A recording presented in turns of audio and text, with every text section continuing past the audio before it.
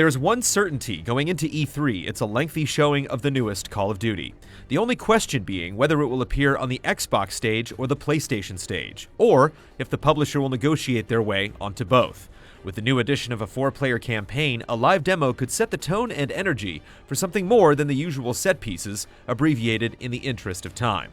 The series' zombie gameplay is often saved for later, but since it was teased at the end of the initial trailer, there's a possibility that we may be in for a spooky presentation. In any case, we expect to see a substantial amount of both campaign and multiplayer at the show.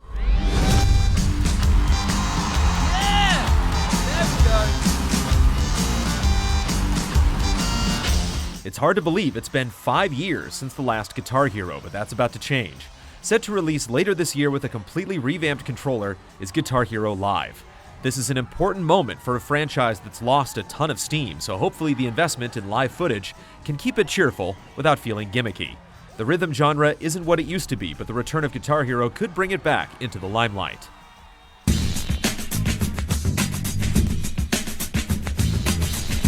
Another long-dormant franchise is set to make a return. Tony Hawk 5 plans to revive the classic gameplay of the series' heyday. Although the first screenshots were met with a lukewarm response, if the game plays the way it should, we won't have much chance to gawk at our skaters' facial expressions. Nailing the feel and putting out some killer maps should be top priority, and Activision should look at how today's connected landscape can be used to let players compete and exhibit their skills like never before.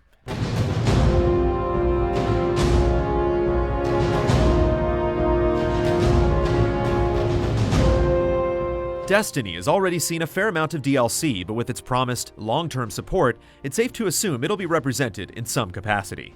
The raid from the House of Wolves hasn't been unveiled yet, and a live demo from top-level players may prove entertaining to loot enthusiasts.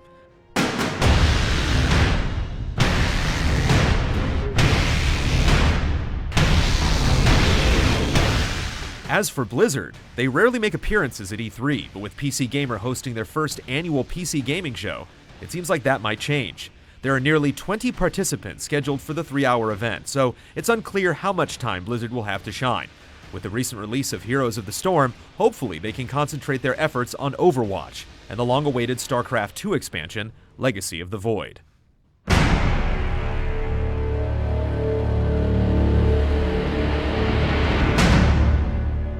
Activision is on top of the gaming world with some of the biggest brands in the industry. We can't wait to see classic franchises like Guitar Hero and Tony Hawk revived, and the chance to have Blizzard join in makes for an even more exciting year. Tune in all this week as we count down all the major companies bringing headlines to the LA Convention Center this year.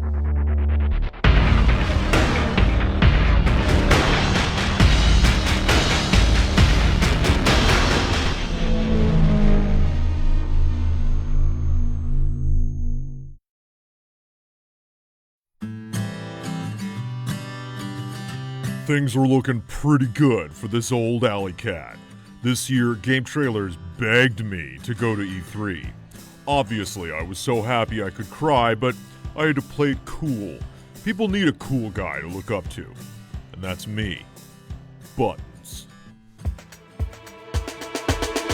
And so it seems Fallout 4 may be the megaton announcement we've been waiting for. That concludes my first of many E3 reports. Just the facts, just the bullet points, and zero emotional attachment. Roar! For GameTrailers.com, I'm Fancy Prestige.